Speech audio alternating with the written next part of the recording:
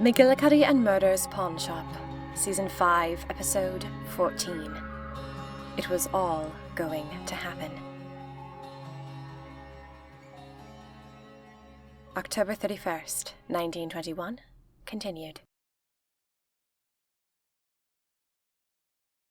Oh my diary, what a state we are in. As I am sure you are in pins and needles remembering, Ariana has cursed me. She has used whisklet power to undo the moment that made me a magic unusual, and my whole story is being erased. Whole sections of you have started to disappear.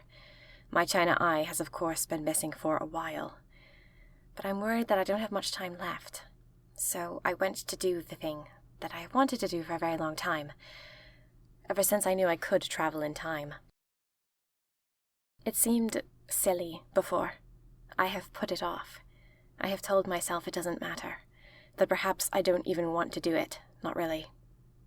But now that my life is tightening around me like the drawstring of a bag, I know. I see it quite clearly. I want this very much. It took sneaking back into the secret basement of McGillicuddy and Murder's Pawn Shop and finding a catalogue of murder objects to get me started. I found the one that would take me to the tail end of the 1800s, 1897 to be exact, the year my parents met. I used it. It took me to a general store on the west coast, where onions hung from the ceiling, and a man in a blouse and waistcoat behind the counter looked very surprised to see me. I scurried out and teleported to a place I had once been, the college where my parents met. It was October here as well, it seemed. It was a beautiful day. The air was crisp and the sky was porcelain blue. The trees were half bare, skeletal and lacy, and the dusty crackle of brown leaves was in the air. I felt an unreleased sob get hot in my throat. The fragrance of memories seemed to be in the air. Everything seemed richer, simpler, kinder, like the blank slate our lives can be when they begin. Were the colors brighter? It was like I had entered a painting of my childhood, the way things look bigger and brighter and friendlier when we're young. My emotions were high, and they affected how I perceived the campus. They made it lovelier, more enormous. I was stepping into a moment of my own past. I had the shivers. I think most people would be fascinated to step back in time and take a look around at their parents' lives, to see the color palette of humanity then, the different hues of fashion, the different smells in the air. I took a look at their lives. A lot of men and women scurried back and forth in dark-hued clothes, holding books and laughing and talking.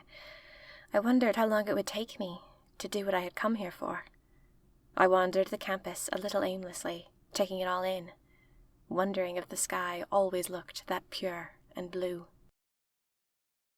Suddenly, a group of young men came past, and for a moment I fancied that one of them looked familiar, until I realized I was being ridiculous, and he wasn't just familiar, he was the very person I had come here to see. My father. I had always been closer to my father than my mother. I also knew my mother would not feel at ease being approached by a stranger. In her no-nonsense state, she would likely pass this off as nonsense and forget the memory. My father, however, was open-hearted, and he told tales of things that had happened to him from ages and ages ago. He kept things.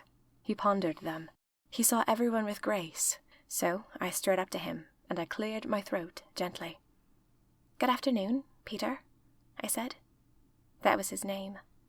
Do you remember it from the headstone diary? Peter Alonzo Merkel.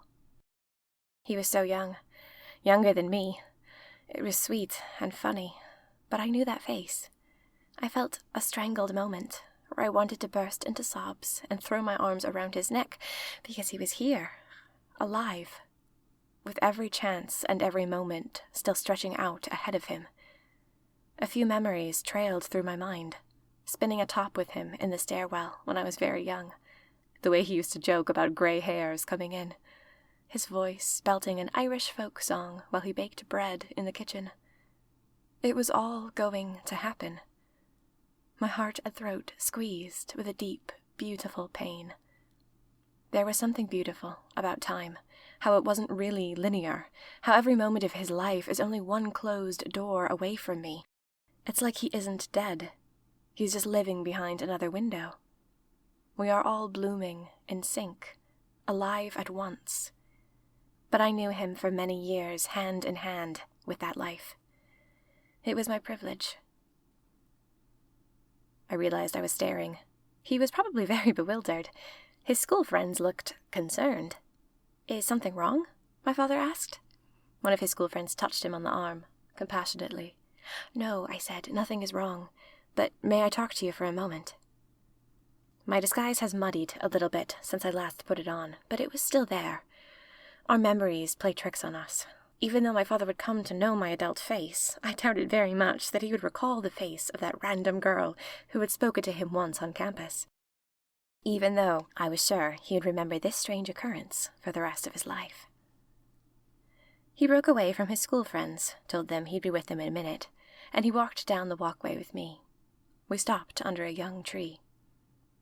"What is it?" he said. "Do I know you? I apologize, but I don't remember your name."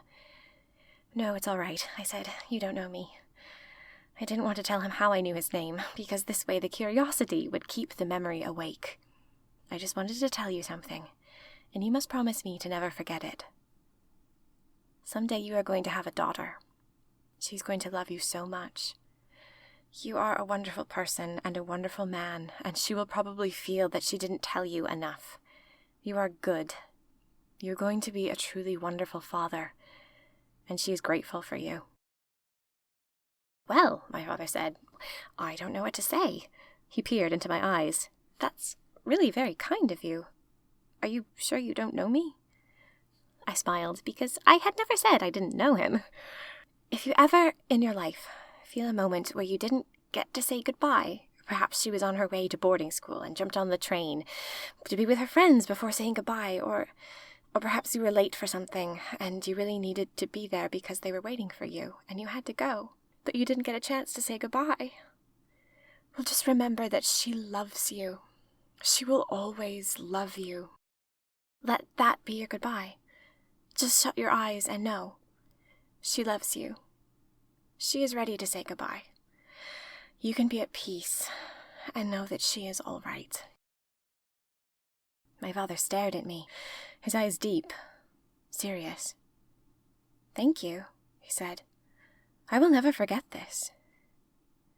My eyes were swimming with tears. I snuffled, not unlike the way I would, about 10 years in his future, when I was crying, and he let me get snot all over his hanky. "And please tell your wife," I said. "Tell her over and over, like a story, until even her practical mind believes in it, too." "My wife?" "Oh, well, whoever you marry." I smiled at him. "I need to go. But thank you." "Take care of yourself," my father said. "I will," I said. "I'm going to have a wonderful life. No matter what tragedies or beauties befall me, I will be sure to have a wonderful life." He smiled at me. So friendly. I smiled at him, and then I walked away down the campus, my heart lighter, and my spirit at rest, in a way that it had never been. I had had my goodbye. I thought about time, as I took steps to teleport back to our secret houseboat. I had been able to speak to my father, here, back in time, because I hadn't changed anything. If I had tried to tell him my name or tell him anything about his future, I'm sure I would have been caught in that same funny loop that I had been with Wrath. But I hadn't changed the events of the universe by doing what I'd done. Time would continue as it had. I pondered that, as I teleported into the damp grass outside the houseboat. The sun was beginning to rise here, rays of gold and lemonade pink in the early mist. I took a deep breath. I hadn't changed a thing.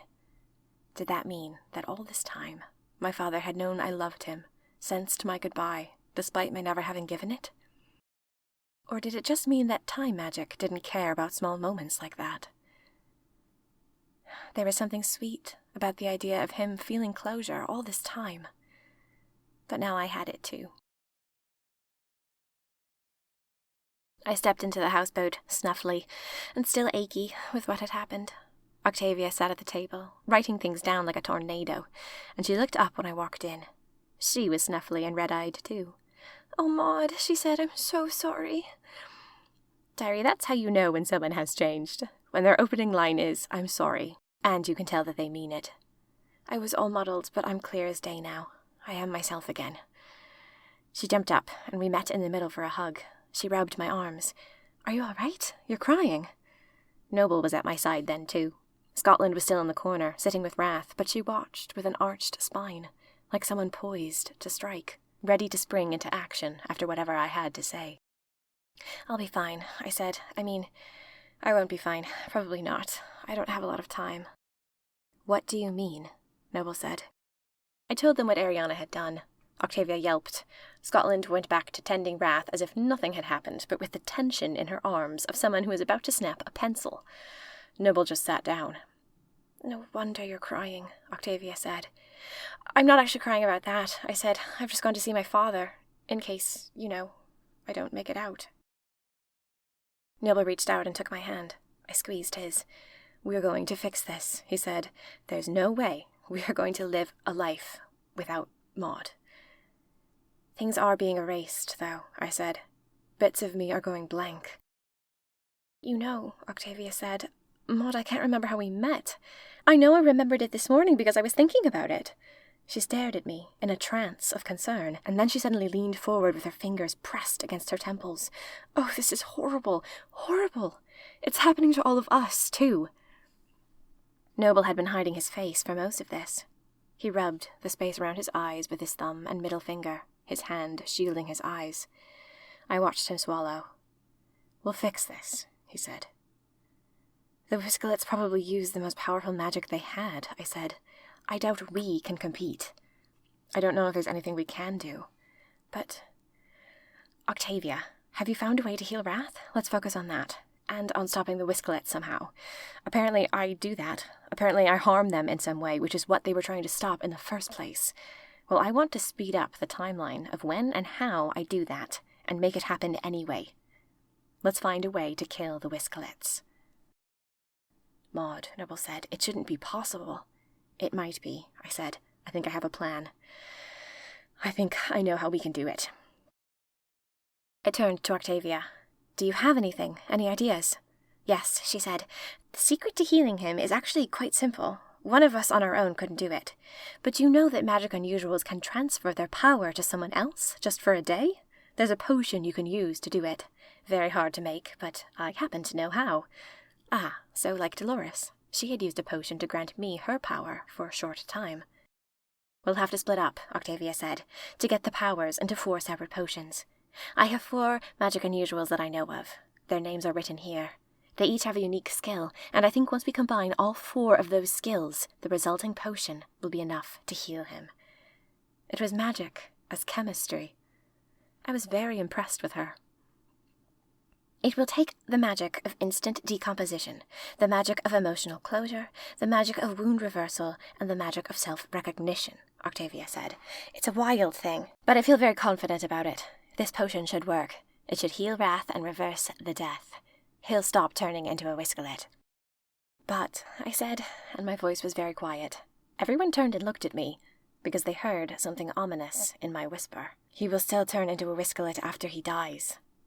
This will stop him from dying now, but it won't heal his eternity. He could die in an automobile wreck next week, and still become one of those things." Octavia blinked. "Maud, I don't think we have time to solve that problem right now. I'm not sure what we could do." "I know what we could do," I said, "but we can't do it if Wrath heals." I took a deep breath. "In order for this to work, we have to keep letting Wrath turn into a Whiskelet." There was silence. Then Scotland hollered, "What?" "We can heal him as fast as we can after all of this is over," I said. "If he agrees to this, he'll be on the edge of death. But I think we can do what we need to do before it's too late. We can't heal him until he's undone the contract.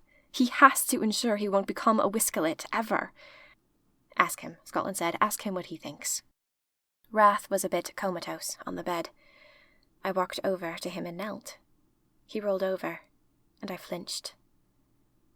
He'd been changing more after I was gone. One of his eyes, the wooden one, was morphing into something else, like a scab, like the sucker mouth of an undersea fish. It was like the eye was vanishing into flat flesh, and from the center a rayed star of scarring reached out, a sun of dried blood.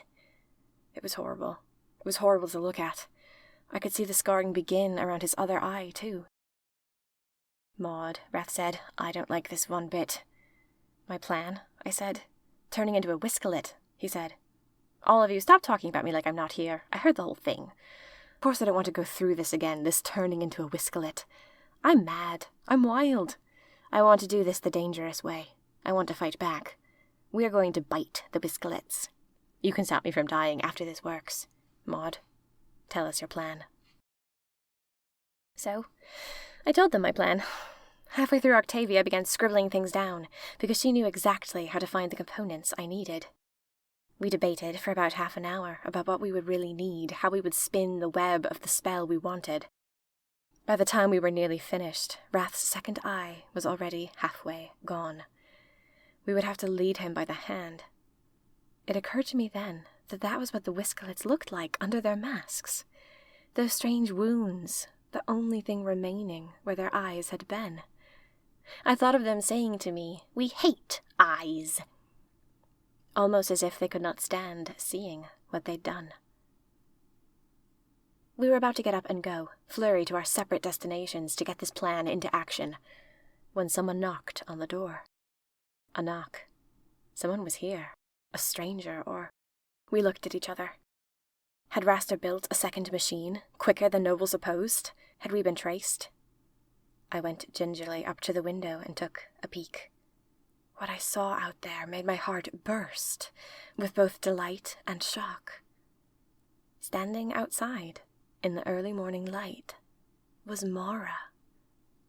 She had left her tower.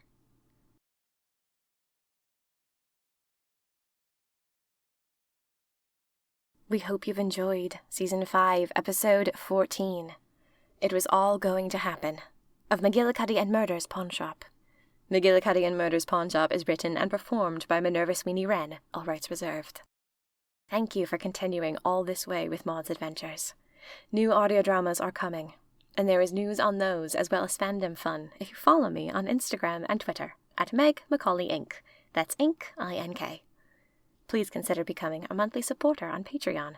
Or if you can't commit right now, say thank you with a one-time donation. I now have Venmo, at Minerva Sweeney Wren. All links are in the description of this episode. McGillicuddy and Murder's Pawnshop will continue with Season 5, Episode 15. Out of the Cocoon.